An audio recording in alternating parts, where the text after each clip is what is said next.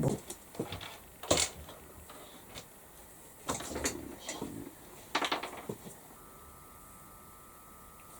J'ai donc piqué mes côtés pour avoir ma largeur de sac de 45 et ma hauteur en laissant une marge de sécurité toujours. Donc je vais vous montrer comment on va faire la profondeur. Donc en fait on va repasser pour ouvrir les coutures.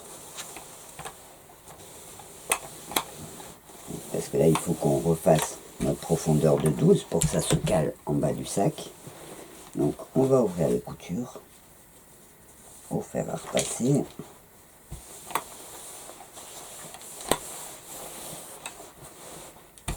Voilà. Et on ouvre aussi la couture d'en bas.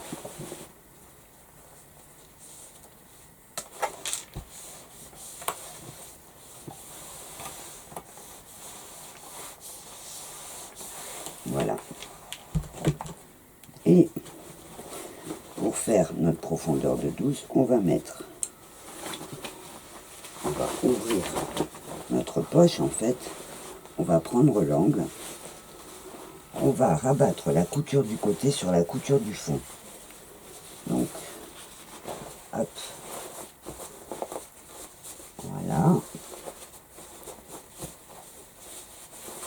Et donc on va rabattre les coutures l'une sur l'autre. Donc en touchant.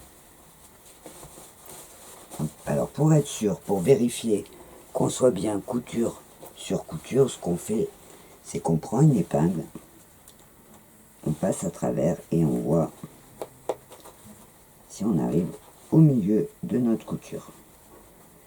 Donc là, on va mettre bien à plat. Pour être sûr, on met un petit coup de fer passé. Et on va mesurer nos 12 cm. En fait, là, on va monter, redescendre pour avoir nos 12 cm. Et on va mettre une épingle.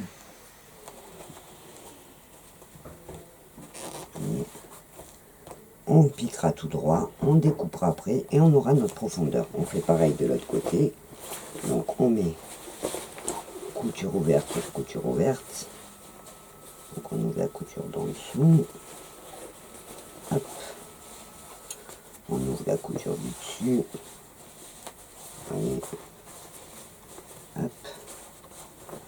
Donc voilà. On repasse.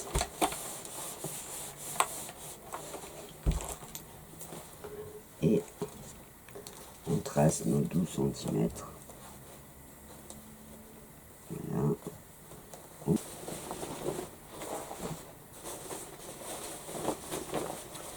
On a donc fait notre petite poche, vous voyez, plus haute pour garder la distance de sécurité.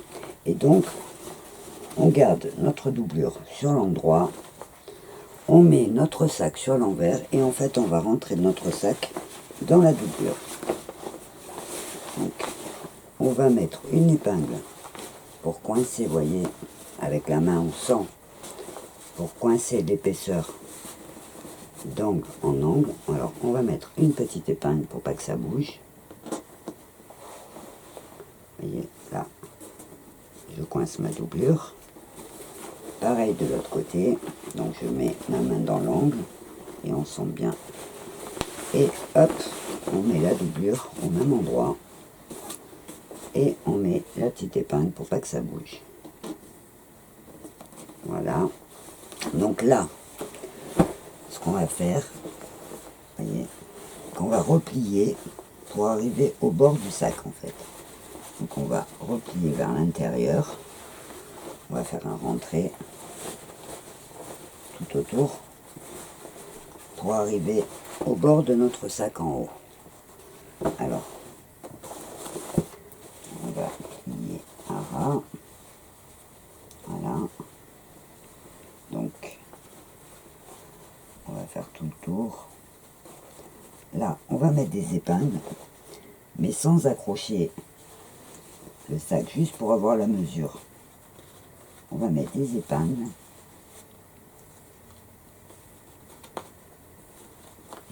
tout autour. Donc devant, et on fait pareil derrière. Pour avoir juste la mesure. Alors on passe sa main, on met le sac à plat et on vérifie qu'on ne soit pas trop court. Pour pas que la doublure tire une fois qu'on va la coudre. Donc là, hop. Voilà. Une fois qu'on a mis nos épingles, on va retirer.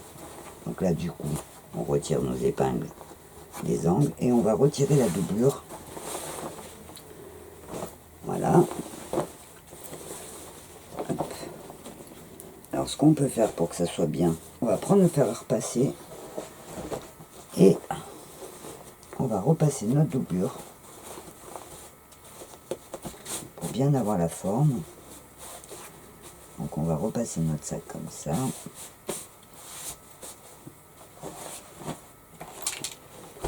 Hop, hop.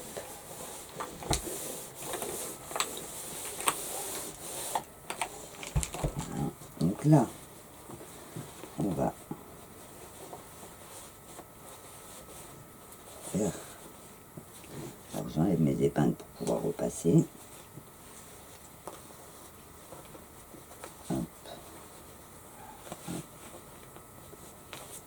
Voilà.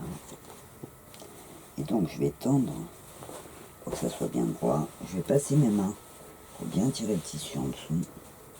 Je vérifie toujours que j'ai la même hauteur. Ici j'ai 23 et ici j'ai 22. Donc je tire un petit peu pour être droite. Voilà, 23, 23. Je tends et je vais mettre un coup de fer à repasser pour bien garder la marque. Voilà. Donc, ma doublure est prête et aux dimensions de mon sac pour la hauteur. Alors, soit je peux coudre directement ma doublure comme ça, soit avant de la coudre, je rajoute une petite poche pour avoir une poche intérieure dans mon sac. Donc, pour faire la poche intérieure, je prends un petit bout de coton qui me reste. Je vais découper un grand rectangle.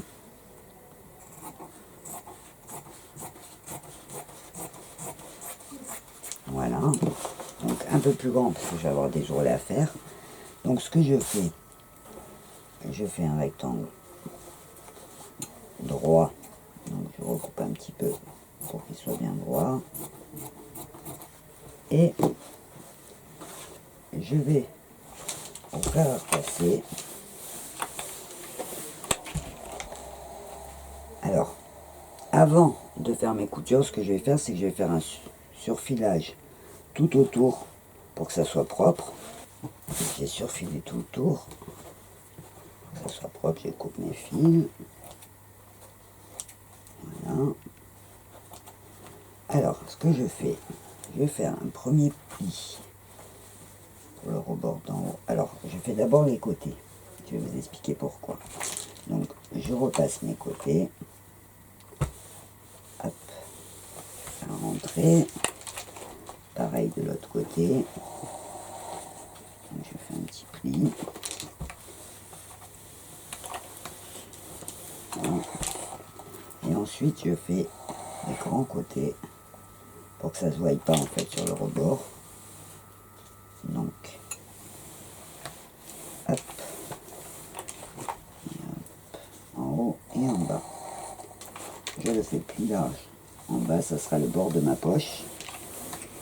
Donc, là, je vais faire une piqûre sans le tissu pour faire le rebord. En fait, ça sera le haut de la poche. Là, je vais prendre une épingle. Je vais mesurer la largeur de ma poche. 30. Donc, je vais mettre une épingle au milieu à 15. Je vais prendre ma doublure. Je vais mesurer son milieu. Donc, je suis à 45. Donc, ça me fait à 22,5. Je vais poser. Non, je vais mettre une épingle, ce sera plus facile. À 22,5. Pour avoir,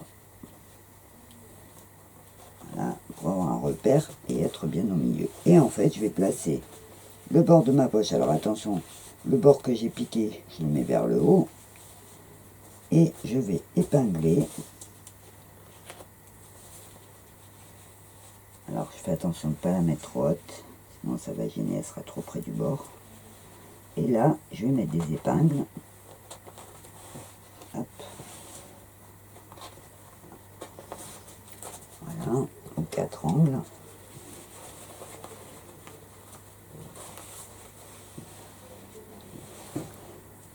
Je passe ma main.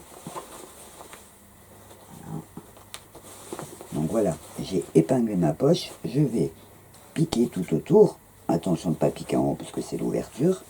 Et ma poche sera fixée. Voilà, donc quand on enlève les épingles sur du noir, on voit pas trop, mais vous voyez, il y a ma poche intérieure qui a été placée. Donc ma doublure est prête, j'ai plus qu'à la coudre à mon sac. Alors ce que je fais, donc je fais attention, en général, la poche intérieure, on la met vers l'arrière du sac. Donc je prends le dos de mon sac qui est toujours sur l'envers, les poches arrière contre la poche intérieure. Je refais le même travail que tout à l'heure, c'est-à-dire je rentre mon sac à l'intérieur, je refixe mes côtés pour pas qu'ils bougent quand je couds, pour pas que la doublure elle monte ou elle descende. Donc je mets une épingle sur le côté, pareil sur l'autre côté. Ça permet de mettre la doublure au bon endroit. Voilà. Hop. Et là, je vais fixer des épingles, donc en haut. Je vais fixer des épingles sur le bord. Hop. Hop. Donc je vais faire ça tout autour.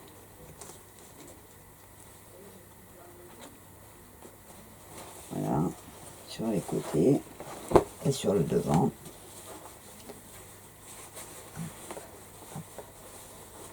Voilà. Donc, à ras.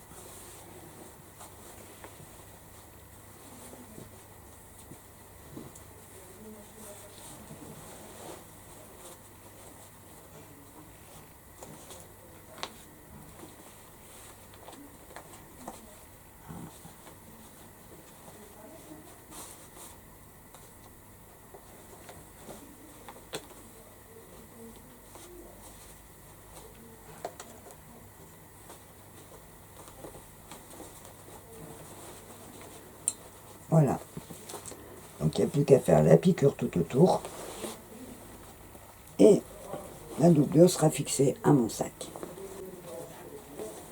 Voilà. J'enlève mes épingles.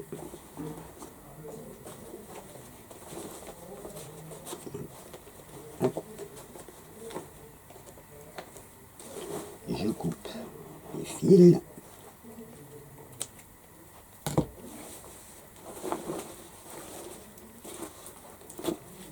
Je retourne mon sac. Alors j'enlève, j'oublie pas d'enlever les épingles au coin que j'avais mis pour tenir la doublure. Je retourne le sac. Et voilà, cette fois, alors je vais bien sortir mes pointes.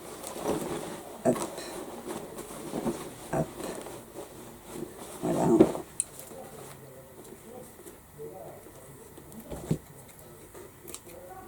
Voilà. Et voilà donc mon petit sac fini avec séance et l'intérieur doublé avec sa poche intérieure, toujours pratique. Voilà. Alors, pour celui-ci, comme je vous ai expliqué, je ne vous ai pas montré le système de la décoration, mais je vais m'amuser à le peindre. Ça sera facile, on peut le faire même une fois qu'il est monté, avec la peinture textile bien sûr. Donc, je vais vous montrer une dernière chose. Pour lui donner une jolie forme, en fait, je fais un petit fond rigide et amovible. C'est-à-dire que comme j'utilise du carton, souvent de récupération, je l'attache pas au fond pour qu'il puisse être enlevé au moment du lavage. Voilà, je vais vous expliquer tout ça. Là, j'ai pas du carton vraiment rigide, donc je vais juste vous montrer le principe. Je vais prendre un carton, donc normalement il faut qu'il soit bien dur. Et sur mon carton, je vais tracer donc la taille de mon fond. Alors si mon fond fait 12, je fais que 11 pour être sûr que ça rentre bien dans le fond de mon sac. Donc je trace tout simplement le fond du sac. Alors plus le carton est rigide, mieux c'est évidemment. Donc je vais tracer mon fond sur mon carton. Donc il fait 11, 33, je vais faire sur 32. Voilà.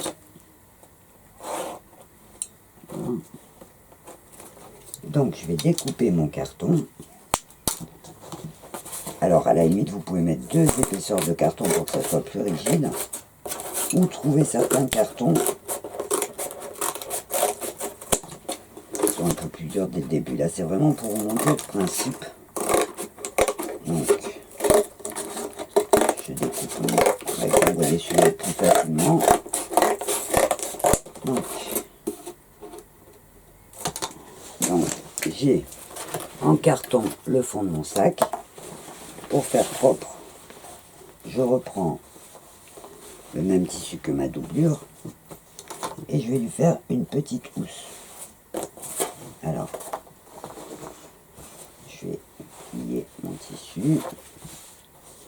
Hop, voilà. Et je vais couper pour faire en fait comme une petite poche dans laquelle je vais la rentrer pour que ça soit plus joli, mieux fini. Donc voilà. Donc je vais piquer sur un côté, je fais la mesure, et sur l'autre. Donc voilà, je vais faire une piqûre tout le long là, une piqûre tout le long, donc ça va nous faire une grande poche. Donc je coupe les fils, je le retourne.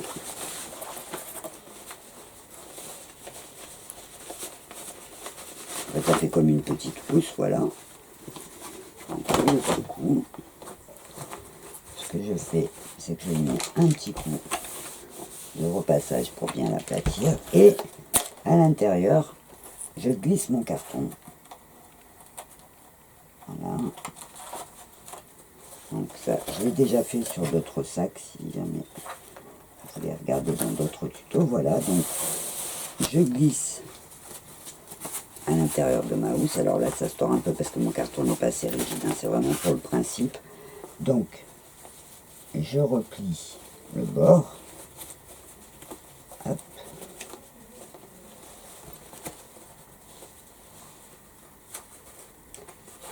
Voilà. Je fais une petite piqûre au bord pour fermer et je le glisse à l'intérieur, au fond de mon sac. Ce qui va me donner un peu plus de tenue. Vous voyez, le côté sera un peu plus joli. Ça donnera une plus jolie forme. Voilà, la technique de base du montage du sac est terminée.